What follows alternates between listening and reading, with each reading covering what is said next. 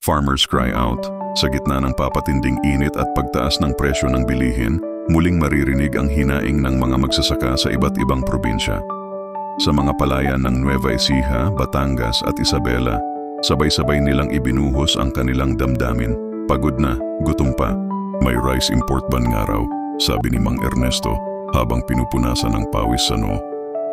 Pero paano kami makakabangon kung wala namang suporta, kulang sa binhi, abono at irigasyon?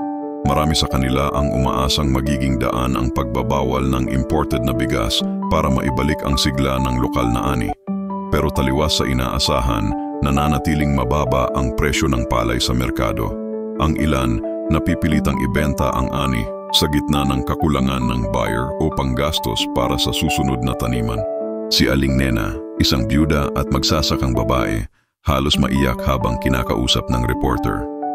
Araw-gabi akong nagbubungkal, pero parang hindi ko maramdaman ang tulong ng gobyerno. Dati may patubig, ngayon tuyo na ang kanal. Dati may libreng abono, ngayon kailangan mo pang pumila ng 3 araw, tapos wala ring kasiguraduhan kung makakakuha ka. Sa bayan ng San Miguel, ilang grupo ng magsasaka ang nagtipon. May hawak silang mga karatula, tulong, hindi pangako, at suporta sa lokal, hindi importasyon.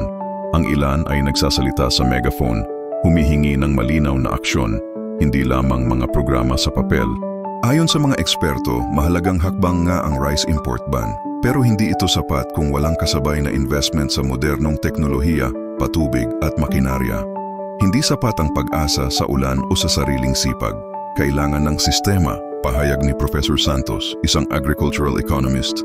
Habang lumulubog ang araw, tahimik na nakaupo si Mang Ernesto sa gilid ng palayan. Hindi naman kami humihingi ng sobra, mahina niyang sabi. Gusto lang namin mabuhay ng may dignidad, makain ng sariling tanim, mapaaral ang anak, at makaramdam na hindi kami nakakalimutan. Sa likod ng bawat butil ng bigas sa ating hapag, may pawis, luha at panawagan. Isang sigaw mula sa mga magsasakang patuloy na lumalaban para sa kinabukasan ng bayan.